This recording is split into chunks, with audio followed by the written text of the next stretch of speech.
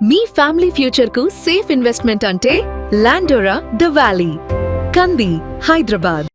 అమరావతిని ఇతర ప్రాంతాలతో అనుసంధానించేటువంటి క్రమంలో ఐకానిక్ బ్రిడ్జికి రూపకల్పన చేసింది గతంలో చంద్రబాబు నాయుడు ప్రభుత్వం. అయితే 2019లో జగన్మోహన్ రెడ్డి అధికారంలోకి వచ్చిన తర్వాత ఆ ప్రాజెక్టు పనులు పూర్తిగా ఆగిపోయిన పరిస్థితి. ఇప్పుడు మళ్ళీ ఐకానిక్ బ్రిడ్జ్ వస్తుందా రాదా? ఎందుకంటే ఈ 5 ఏళ్లలో చాలా పరిణామాలు జరిగినాయి. వెస్ట్ బైపాస్ పేరుతో ఐకానిక్ బ్రిడ్జ్ ప్రతిపాదించినటువంటి ప్రాంతానికి 2.5 కిలోమీటర్ల దూరంలోనే ఒక వంతెన ఏర్పాటైంది. ఇప్పుడు అది ప్రారంభోత్సవానికి కూడా సిద్ధమవుతుంది. ఈ క్రమంలో ఐకానిక్ బ్రిడ్జ్ ఓపెన్ చేస్తారా? మళ్ళీ ఆ పనులను ప్రారంభిస్తారా? లేదా అని చర్చ జరిగింది. దీనికి మొత్తానికి కూడా ఒక కన్క్లూజన్ ఇచ్చింది ఏపీ ప్రభుత్వం, ముఖ్యంగా Amaravati development corporation. Iconic bridge place మారుతుంది. ఆ బ్రిడ్జ్ నిర్మాణానికి సంబంధించినటువంటి కన్సల్టెంట్ని నియమించే ప్రక్రియకి నోటిఫికేషన్ రిలీజ్ చేసింది అమరావతి డెవలప్మెంట్ కార్పొరేషన్. సో ఎక్కడి నుంచి ఎక్కడికి ఈ బ్రిడ్జ్ రాబోతుంది? గతంతో పోల్చి చూసినప్పుడు గతంలో ప్రతిపాదించినటువంటి బ్రిడ్జికి ఇప్పటి బ్రిడ్జికి ఎలాంటి తేడా ఉంది? గతంలో ఇచ్చినటువంటి నమూనా కూచిపూడి ముద్రల దగ్గర నుంచి కొండపల్లి బొమ్మల వరకు అనేక రకాల నమూనాలను ఉపయోగించడం ద్వారా ఒక 2 స్టెప్ బ్రిడ్జిగా దీన్ని ఐకానిక్గా మలచాలని గతంలో ప్రభుత్వం భావించింది. మళ్ళీ దాదాపు ఈ అంశాలన్నీ అందులో ఉంటాయా లేదా ఒకసారి పరిశీలించేటువంటి ప్రయత్నం చేద్దాం.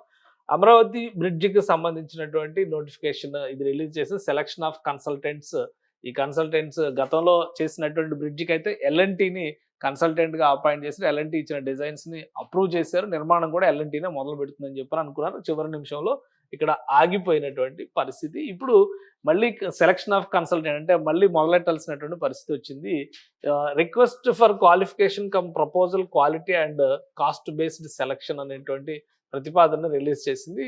Request for proposals of approach appointment of consultant for preparation of detailed project report for Amaravati iconic bridge over river Krishna connecting NH65. అంటే ఇది హైదరాబాద్ విజయవాడ హైవే మచిలీపట్నం వరకు వెళ్తుంది. ఇది హైదరాబాద్ విజయవాడ హైవే ఎక్కువగా మనం విజయవాడ వరకు కనెక్టివిటీని చూస్తే కనుక NH65 ఇది. దీనిపైన చేసేటువంటి నిర్మాణం నియర్ మూలపాడు. సో లొకేషన్ కూడా క్లారిటీ వచ్చేసింది. అంటే ఉమ్మడి కృష్ణా జిల్లా ప్రస్తుతం ఎన్టీఆర్ జిల్లాలో ఉన్నటువంటి మూలపాడుని ఇక్కడ సెలెక్ట్ చేశారు. మూలపాడు నుంచి ఈ ఐకానిక్ బ్రిడ్జ్ నిర్మాణానికి సంబంధించిన ప్రణాళిక. అలానే 2N13 రోడ్ అమరావతి క్యాపిటల్. అంటే ఎక్కడ మొదలవుతుంది ఎక్కడ ఎండ్ అవుతుంది ఈ రెండింటికి కూడా ఇందులోనే ఆన్సర్ ఇచ్చేసారు. మూలపాడు నుంచి N13 రోడ్డు అంటే రాయపూడి పరిధిలో వచ్చేటువంటి రోడ్ ఇది. N13 రోడ్ వరకు దీని నిర్మాణం ఉంటుంది. మార్చి నెలలో దీనికి సంబంధించినట్టు అమరావతి డెవలప్మెంట్ కార్పొరేషన్ ఈ నోటిఫికేషన్ని రిలీజ్ చేసింది.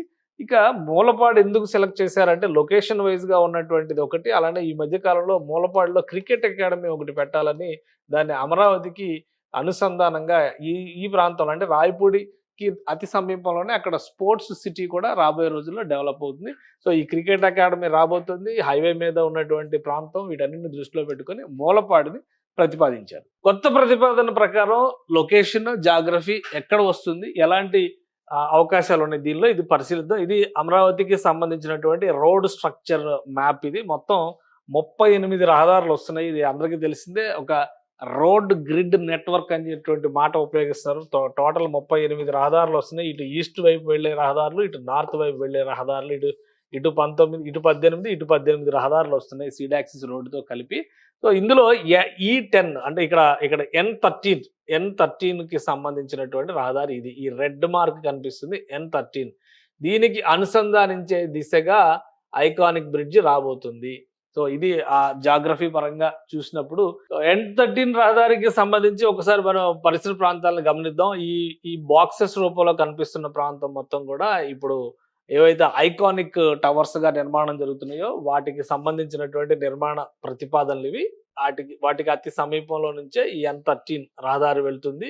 సో ఇది కనెక్టివిటీ ఇచ్చేటువంటి అవకాశం ఉంటుంది. అలానే గతంలో ప్రతిపాదించినటువంటి ప్రాంతం ఇది. ఎందుకంటే ఇదంతా కూడా సీడ్ క్యాపిటల్ ఏరియాలో, కోర్ క్యాపిటల్ ఏరియాలో వచ్చేటువంటి అడ్మినిస్ట్రేటివ్ క్యాపిటల్ భవనాల సముదాయం కింద మనం చూడాల్సి ఉంటుంది. ఈ రహదారి ఈ చివరి నుంచి ఆ చివరి వరకు కనెక్ట్ అవుతుంది కాబట్టి దాని మీద మనకు ఒక క్లారిటీ ఉంది. ఇక గతంలో ప్రతిపాదన చేసినటువంటి ప్రాంతాన్ని కూడా ఒకసారి మనం పరిశీలిద్దాం. గతంలో ప్రతిపాదన చేసినటువంటి ప్రదేశం ఇది N10 రహదారి దగ్గర నుంచి నిర్మాణం చేయాలనేటువంటి ఒక ఆలోచన చేశారు. పవిత్ర సంగమం దగ్గరికి వెళ్ళి కనెక్ట్ అవుతుందంటే ఈ రహదారి N10 ఇది వాస్తవానికి ఇక్కడ మనం గమనిస్తే administrative capital area buildings, iconic buildings అన్నీ ఉన్నది ఈ ప్రాంతంలో. అంటే ఐకానిక్ బిల్డింగ్స్‌కి యువతలి పక్కన ఈ నిర్మాణం చేయాలనేటువంటి ఆలోచన చేశారు. అంటే విజయవాడకి సమీపంలోకి వెళ్ళేటువంటి ప్రాంతం. ఇలా ఇక్కడ పవిత్ర సంగమం దగ్గర ఇక్కడ నుంచి ఈ N10 ఇటు వెళ్తుంది. ఇక్కడ పవిత్ర సంగమం దగ్గర కనెక్షన్ అవుతుంది. అలా కనెక్ట్ అవ్వడం వల్ల విజయవాడ నగరం నుంచి వచ్చేటువంటి జనం కూడా అమరావతిలోకి రావడానికి అదొక యాక్సెస్ పాయింట్ అవుతుందనేటువంటి ఆలోచన అప్పట్లో రాష్ట్ర ప్రభుత్వం చేసింది. దీనికి సంబంధించినటువంటి డిజైనే మీరు బాక్స్‌లో ఇందాక చూసినటువంటి వీడియో. ఆ బాక్స్‌లో వేసినటువంటి వీడియో ఏంటంటే, ఆ డిజైన్‌ని ఒక తీగల వంతెనగా డిజైన్ చేసి, దీనిలో కూడా 5 స్టేజెస్ వంతెన మార్గంలో విజయవాడ నుంచి మొదలయ్యేటువంటి క్రమంలో కేవలం నార్మల్ వంతెన మార్గంగానే కనిపిస్తుంది ఇది. కానీ అమరావతి ప్రాంతానికి వచ్చేసరికి అది ఒక డబుల్ డెక్కర్ వంతెనగా మారుతుంది. అక్కడ అనేక రిక్రియేషన్స్, సాంస్కృతిక కార్యక్రమాలకు సంబంధించినటువంటి శిల్పారామం లాంటి వ్యవస్థలతో సహా ఆంధ్రుల సంస్కృతి వైభవాన్ని, అమరావతి చరిత్రని చెప్పే విధంగా ఆ ఐకానిక్ బ్రిడ్జ్‌ని డిజైన్ చేయాలని అప్పట్లో ప్రభుత్వం ప్రయత్నించింది. 1387 రూపాయల అంచనా వ్యయం వేశారు. పనులు ప్రారంభించారు. ఎల్&టీ సంస్థకి అప్పగించారు. నిర్మాణం ముందుకు వెళ్ళేటువంటి క్రమంలో ఎలక్షన్స్ జరిగినాయి. ఎలక్షన్స్ తర్వాత ప్రభుత్వం మారడం, ఆ బ్రిడ్జిని అక్కడితో ఆపేయడం జరిగింది. సో అది పాత ఐకానిక్ బ్రిడ్జికి సంబంధించినటువంటి చరిత్ర. పైగా పాత ఐకానిక్ బ్రిడ్జి ఈ రూట్‌ని మనం ఒకసారి గమనించి చూస్తే పవిత్ర సంగమంతో కనెక్ట్ అయ్యేటువంటి ప్రదేశం కాబట్టి, పవిత్ర సంగమాన్ని కూడా ఒకసారి పరిశీలిద్దాం డిస్టెన్స్ వైస్‌గా. ఇది అమరావతి ప్రాంతంలో N10 రహదారికి వచ్చేటువంటి ప్రాంతం. అక్కడి నుంచి చూసినప్పుడు ఇది N10 వచ్చేటువంటి ప్రాంతం. ఇక్కడి నుంచి చూసినప్పుడు పవిత్ర సంగమం ఈ ప్రాంతానికి వస్తుంది. ఇంకొక విషయం ఏంటంటే, ఇది మొత్తం 3.2 కిలోమీటర్ల వంతెన అవుతుంది. ఈ 3.2 కిలోమీటర్ల వంతెననే అంత డిజైన్ చేశారు. అయితే అమరావతికి ప్రధానంగా విజయవాడ నగరానికి మధ్య ఉన్నటువంటి కృష్ణా నదిలో కొన్ని ప్రత్యేకతలు ఉన్నాయి. చాలా ఐలాండ్స్ ఉంటాయి కృష్ణా నదిలో. ఈ ఐలాండ్స్ మనం ఎప్పుడు కూడా గమనించం. ఇవన్నీ కూడా ఐలాండ్సే. కానీ ఇది మనం కేవలం ఒక నదిగానే చూస్తాము.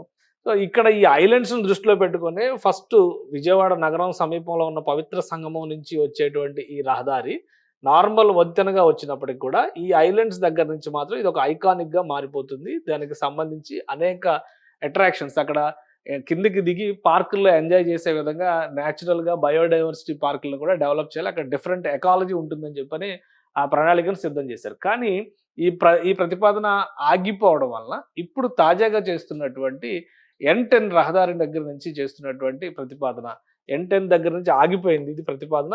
N13 దగ్గర నుంచి చేస్తున్నటువంటి ప్రతిపాదన ఏంటంటే విజయవాడ కొంత దూరం అవుతుంది. కానీ బ్రిడ్జ్ సైజు కూడా పెరుగుతుంది. ఇది చాలా కీలకమైనటువంటి అంశం కాబోతుంది. ఒకసారి గమనిద్దాం బ్రిడ్జికి దానికి దీనికి ఉన్నటువంటి తేడా ఏంటి? ఇది కేవలం 3.2 కిలోమీటర్ల డిస్టెన్స్‌తో ఉన్నటువంటి వంతెన.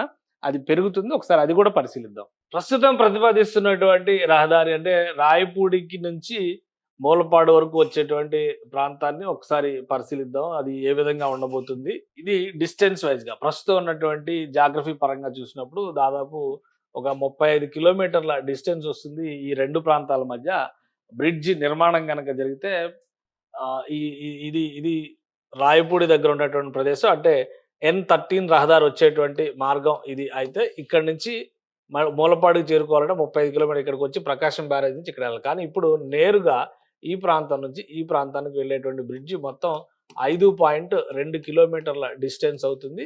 ప్లస్ ఇక్కడ పవిత్ర సంగమం దగ్గర గతంలో ప్రతిపాదించినటువంటి ప్రదేశం ఇది. గతంలో ప్రతిపాదించినటువంటి ప్రదేశానికి దీనికి ఉన్నటువంటి డిఫరెన్స్ ఏంటంటే ఇక్కడ డిస్టెన్స్ తక్కువ అవడం, అలానే ఈ ప్రదేశంలో కృష్ణా నదిలో అంతర్గతంగా ఉండేటువంటి ఐలాండ్స్ చాలా తక్కువగా ఉన్నాయి. ఇక్కడ చూస్తే కనుక మీరు జాగ్రఫీ పరంగా చూస్తే ఇక్కడ ఎక్కువ శాతం భూమే కనిపిస్తుంది. నది విస్తీర్ణం తక్కువ కనిపిస్తుంది. కాబట్టి మరింత ఎక్కువగా ఇక్కడ స్పెషల్ అట్రాక్షన్స్‌ని డిజైన్ చేయడానికి అవకాశం ఉంటుందనేటువంటి ఆలోచన రాష్ట్ర ప్రభుత్వం చేస్తుంది. ఆ క్రమంలోనే ఇక్కడ నుంచి కొటిక్కలపూడి దగ్గర నుంచి వచ్చేటువంటి ప్రాంతంలో ఈ నిర్మాణం చేయాలనేటువంటి ఆలోచనని తెరపైకి తీసుకొచ్చారు. అలానే ఫీజిబిలిటీ సర్వే చేసేటువంటి క్రమంలోనే ఇప్పుడు కన్సల్టెంట్‌ని నియమించే ప్రయత్నాల్లో రాష్ట్ర ప్రభుత్వం ఉంది. అందుకనే అమరావతి డెవలప్మెంట్ కార్పొరేషన్ దీనికి సంబంధించిన ప్రతిపాదన చేసింది. ఇక్కడ మరొక విషయాన్ని కూడా మనం గమనించాలి. ఎందుకంటే వెస్ట్ బైపాస్ వస్తుంది కాబట్టి ఐకానిక్ బ్రిడ్జ్ లొకేషన్ మారాల్సినటువంటి పరిస్థితి వచ్చింది.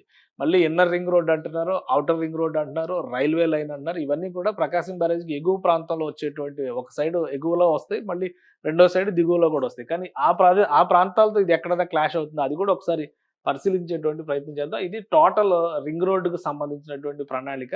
ఇక్కడ క్లియర్‌గా పిక్చర్ మీకు అర్థం కావాలంటే ఇంకొంచెం డీటెయిల్‌గా ఎక్స్‌ప్లెయిన్ చేయాలంటే ఇప్పుడు వెస్ట్ బైపాస్ సూరాయిపాలెం నుంచి వచ్చినటువంటి వెస్ట్ బైపాస్ ఇక్కడ కనెక్ట్ అవడం వలన ఈ పక్కనే ప్లాన్ చేసినటువంటి పవిత్ర సంగమాన్ని ఆపేయాల్సినటువంటి పరిస్థితి వచ్చింది. ఇక్కడ పవిత్ర సంగమం దగ్గరికి ఈ డిస్టెన్స్ లో వస్తుంది.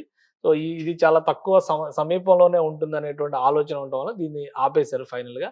ఇప్పుడు ఉద్దండరాయనపాలెంలో ఈ మనం చెప్పినటువంటి N13 రహదారిని దృష్టిలో పెట్టుకొని చూస్తే కనుక N13 రహదారి ఇది ఇక్కడ నుంచి వస్తుంది కాబట్టి ఇప్పుడు ఈ ప్రాంతం నుంచి ఇక్కడ వరకు మూలపాడు వస్తుంది. సో మూలపాడుకి సంబంధించి ఎలాంటి ఆటంకాలు ఉండవు. ఎందుకంటే డిస్టెన్స్ వైజ్గా చూసినప్పుడు ఈ బ్రిడ్జికి ఇది ఇన్నర్ రింగ్ రోడ్డుకి సంబంధించినటువంటి లైన్. ఇన్నర్ రింగ్ రోడ్డుకి సంబంధించిన లైన్ అలైన్మెంట్ని చూస్తే కనుక ఇంత డిస్టెన్స్ కనిపిస్తుంది. ఇది 2వ బ్రిడ్జ్ అవుతుంది. ఇక్కడ ఆల్రెడీ ఉన్నటువంటిది ఇది 3వ బ్రిడ్జ్ అవుతుంది. తర్వాత ఔటర్ రింగ్ రోడ్డు ప్రతిపాదన చేస్తే ఇంకా పైకి వస్తుంది కాబట్టి ఇక్కడ మరొక బ్రిడ్జ్ వస్తుంది. ఇది 4వ బ్రిడ్జ్ అవుతుంది. ఇక్కడే రైల్వే లైన్కి సంబంధించి ఇది ప్రపోజ్డ్ రైల్వే లైన్ ఈ ఆరెంజ్ కలర్లో ఉంది. ఇక్కడ మరొక బ్రిడ్జ్ కూడా వస్తుంది కానీ అది రైల్వే బ్రిడ్జ్ అవుతుంది. సో నార్మల్ ప్రయాణాలు చేయడానికి ఇది సాధ్యమయ్యేటువంటిది కాదు, రైల్వే లైన్కి సంబంధించినటువంటి బ్రిడ్జి. సో ఎలా చూసినా కానీ మూలపాడుకు సంబంధించినటువంటి ప్రాంతం కొంత అనుకూలంగానే ఉంది నిర్మాణానికి అనేటువంటి ఆలోచన వస్తుంది. పైగా డిస్టెన్స్ వైజ్గా కూడా ఎక్కువ. అయితే ఒకటి ఇందులో డిసడ్వాంటేజ్ ఏముంటుందంటే ఇప్పటివరకు ప్లాన్ చేసిందంతా కూడా కనెక్టివిటీ విజయవాడ నగరాన్ని దృష్టిలో పెట్టుకుని చేశారు. ఎందుకంటే దాదాపుగా 10 లక్షల జనాభా ఒక విజయవాడ నగరంలోనే ఉంది. ఈ జనాభా అమరావతిలోకి ఎంటర్ కావడానికి ఫస్ట్ ఆప్షన్ కింద ప్రకాశం బ్యారేజ్ని ఉపయోగించి ముందుకు వెళ్తారు.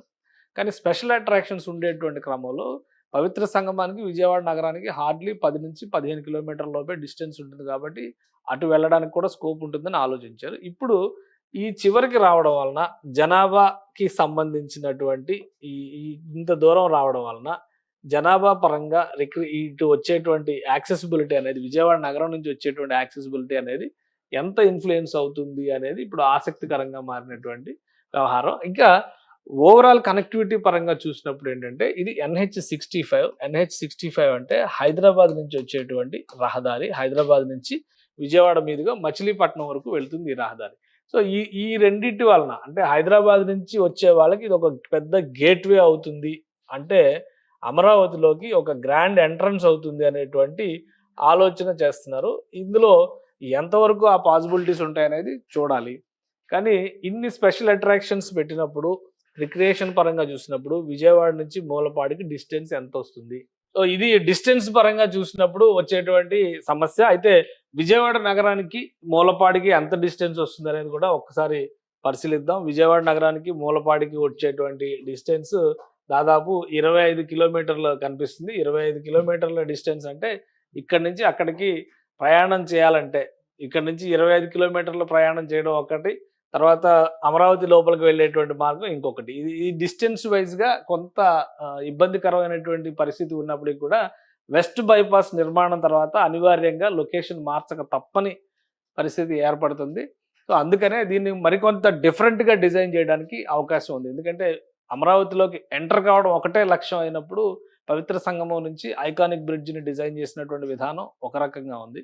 ఇప్పుడు మారినటువంటి ఈక్వేషన్స్ నేపథ్యంలో ఈ లెక్కను కూడా మనం ఒకసారి దృష్టిలో పెట్టుకొని చూడాల్సి ఉంటుంది. ఈ డిస్టెన్స్ వైజ్గా చూసేటువంటి ప్రాంతంలో విజయవాడ నగరం, ఇక్కడ నుంచి విజయవాడ నగరం ఇదంతా మనం లెక్కేసుకొని చూస్తే ఇక్కడ నుంచి చూసినటువంటి క్రమంలో పవిత్ర సంగమానికి 10-15 కిలోమీటర్లు వస్తున్నాయి అనుకున్నప్పుడు ఇక్కడ మరొక 10 కిలోమీటర్లు యాడ్ అవుతున్నటువంటి పరిస్థితి ఉంది. అందుకనే ఇప్పుడు చేయబోయేటువంటి బ్రిడ్జ్లో మరికొన్ని స్పెషాలిటీస్ ఉంటాయి అనేటువంటిది తెలుస్తున్నటువంటి సమాచారం.